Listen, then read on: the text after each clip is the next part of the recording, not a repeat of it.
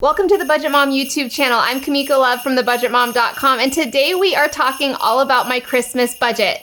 After successfully budgeting my money for over the last 9 years, I have learned that not only is planning ahead crucial to your budget, but saving a little bit every month for your Christmas budget is invaluable. Today we're going to be talking about my real Christmas budget and how you can get through this holiday debt-free.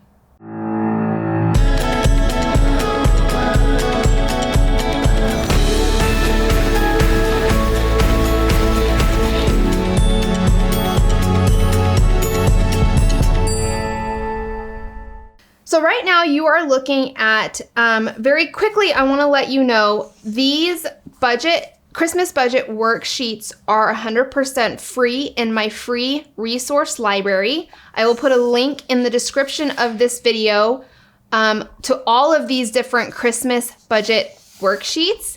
It's what I use in my real life, and I love them for planning out and planning ahead for Christmas. So very quickly, I want to talk a little bit about my Christmas budget and the things that I do to ensure that I don't rely on debt for Christmas. So a couple of questions that we're going to be answering in this video is, one, how to save and budget for Christmas. Is it too late to start saving for Christmas if you're starting right now and we're getting ready to hit middle of October? And then another question that I'm going to be answering today is, how much should you spend on your child or children, as well as being okay with saying no, specifically no to gift exchanges or group exchanges. So of course, anytime you're saving up cash to spend for Christmas, the earlier you can start, the better. But when I first started saving up for Christmas, I actually started, I believe my first month was in July. So I'm going to talk very quickly about the exact steps that I use. So saving early. Saving early is really, really important because it's going to give you a longer time frame to set aside money. So it's not a big hit to your budget like having only a couple of months to save for Christmas. So the whole point of saving up cash for the holidays is to deter you from using your credit card or going into debt. That's the number one important thing for creating a Christmas budget. Giving yourself a realistic limit on how much you can spend. And in order to create a realistic limit, you have to have a working, successful budget in your life. So if you do not have a budget where, for instance, you don't know how much income you have, say after you pay your bills and your cash envelopes and anything else that you are budgeting for, I'm going to urge you to stop now and create that first before creating a savings plan for Christmas budget. So anytime you are creating a Christmas budget, you want to take your goal amount. How much do you want to have saved for Christmas? Now, one of the things that helped me determine that goal is looking at past spending.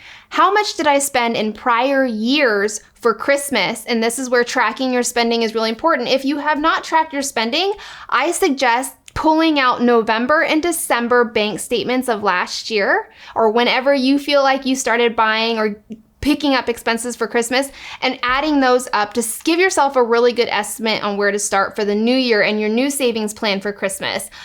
I like to take that goal amount and divide by the number of months I have to save. So for instance, I started saving in January. Technically, I have 12 months to save for Christmas, but you don't want to use the whole 12 months. You don't want to say, by December 31st, I want this amount saved. No, you want a full month or so to plan and get the gifts, to go out and do the shopping. Give yourself some wiggle room. So for me, if I were starting to save for Christmas in January, I'd give myself 11 months to save. So in my example, this is my Christmas budget. Up here at the top, I have you write down your savings plan. Now, because I started saving in January, I have 11 months. That gives me until November to save up my goal amount, which is $800. So if you took $800 and divided it by 11, you're gonna put $73 aside each month into a savings account or a sinking funds envelope for Christmas. Now, for holidays and events, I like to save those things in cash, in a cash envelope sinking fund that looks like this.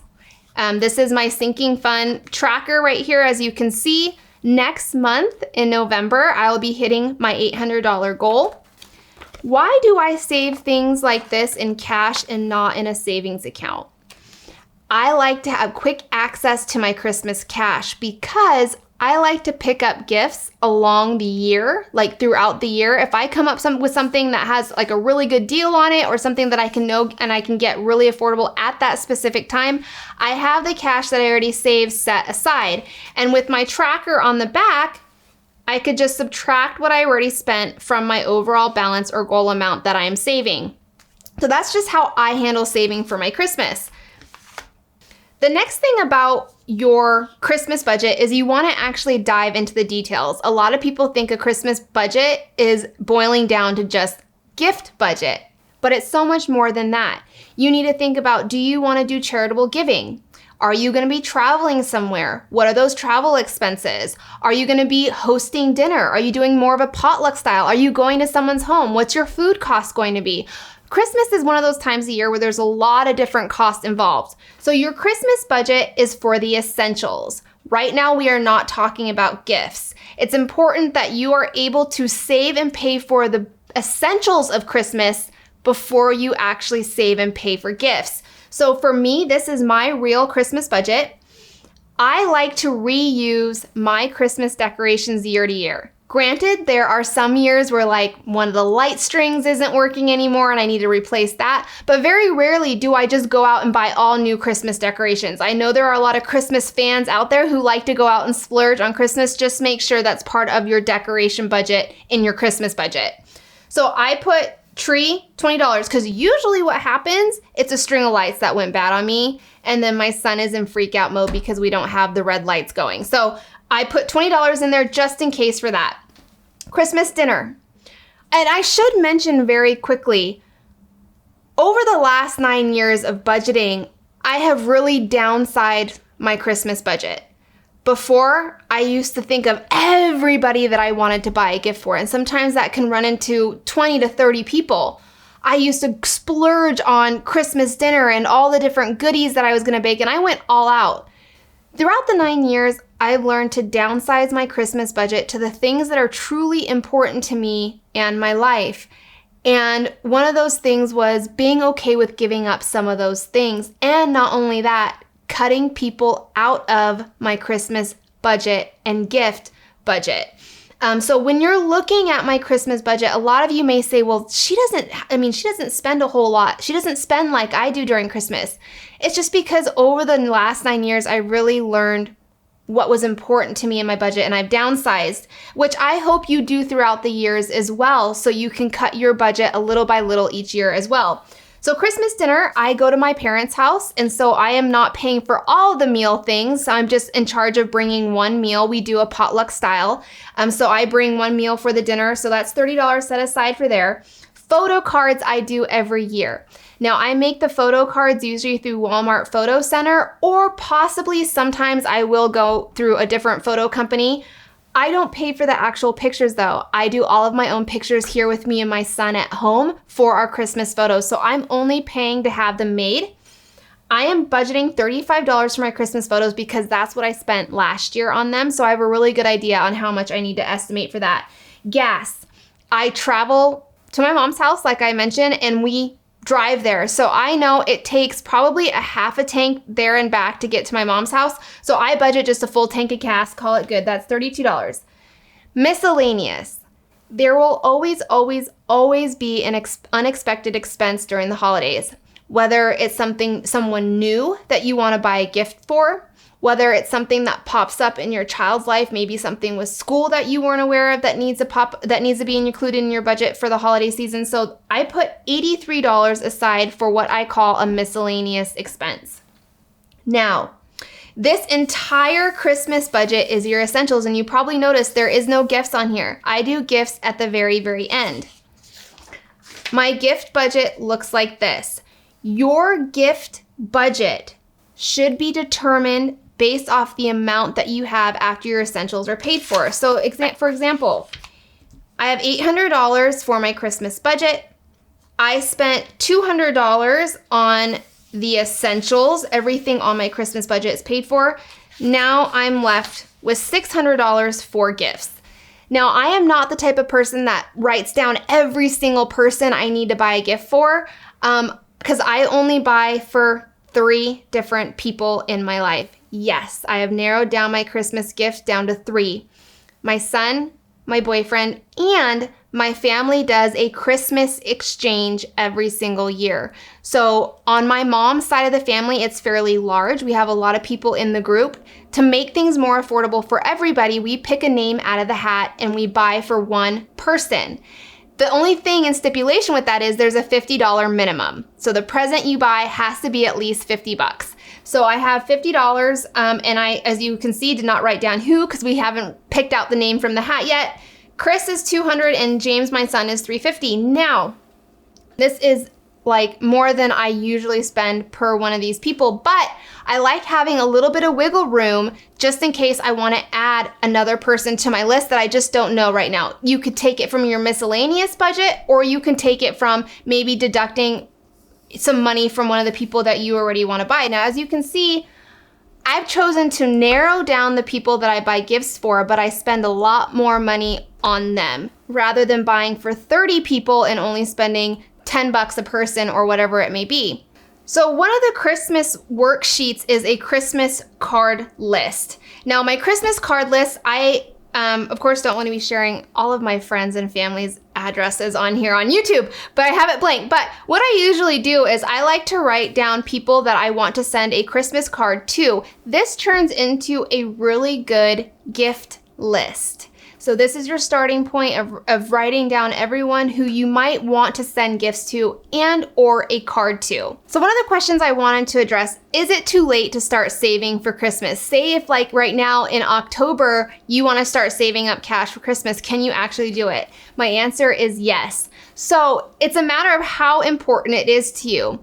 There are a lot of things in your life that you can do right now that allow you to save a little bit more or to set more aside for Christmas, or set anything aside if you haven't already started.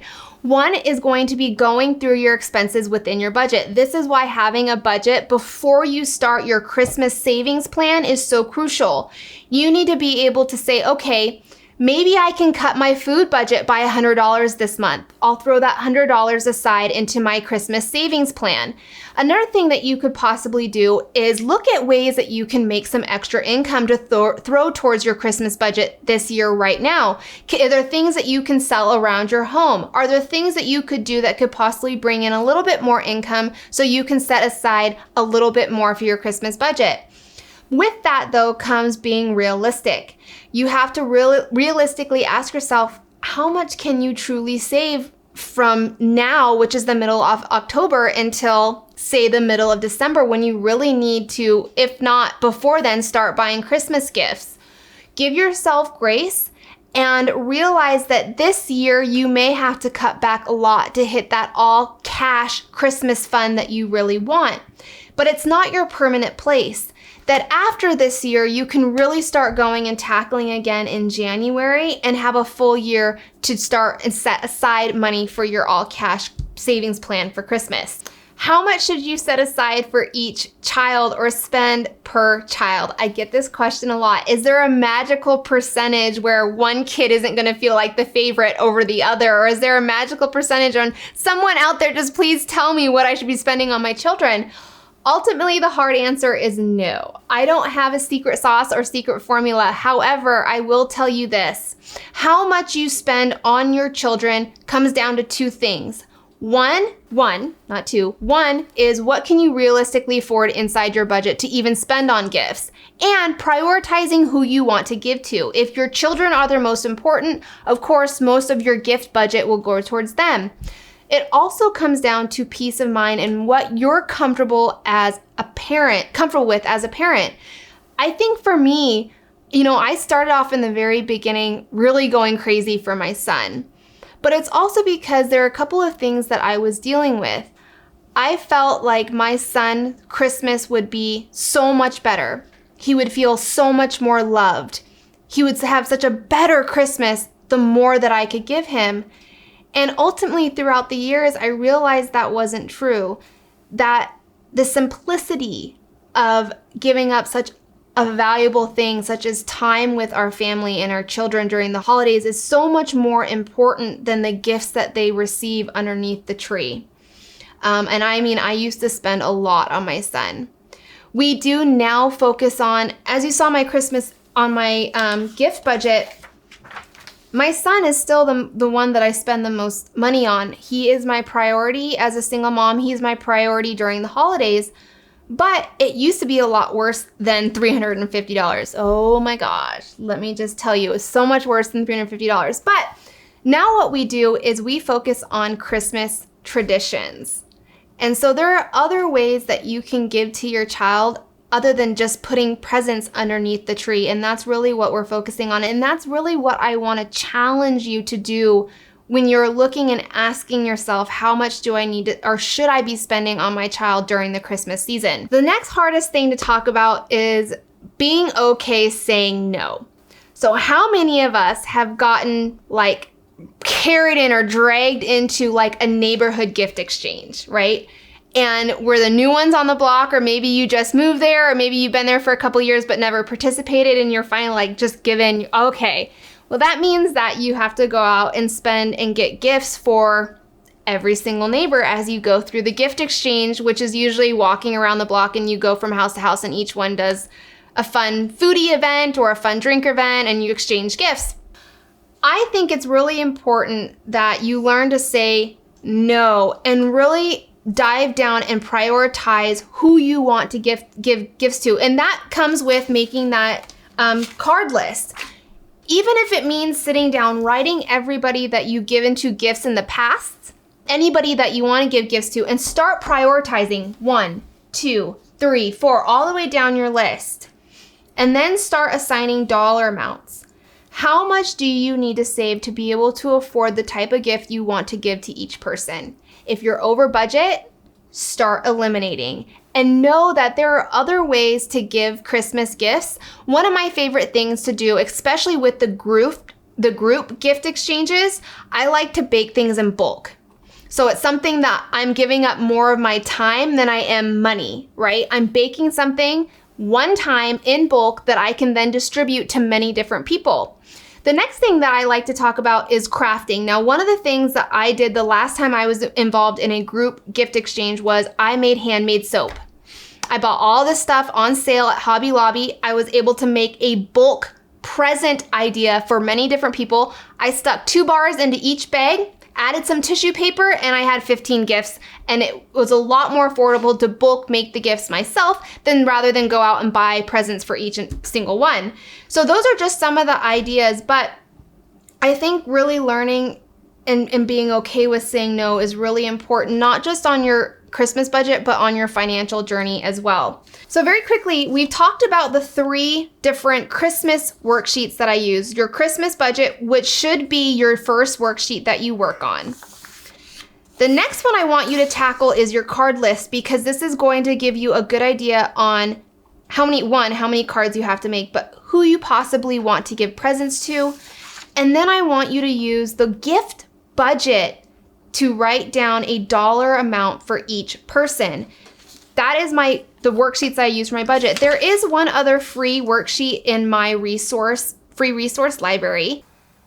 It's the Christmas gift tracker. This is just me trying to keep myself organized as a mom, and as crazy as my life is, sometimes I send thank you notes out and then I forget that I sent them, and then I send another one. And then sometimes I don't send any at all. And I'm like, oh my goodness, and I feel so bad. So this is me.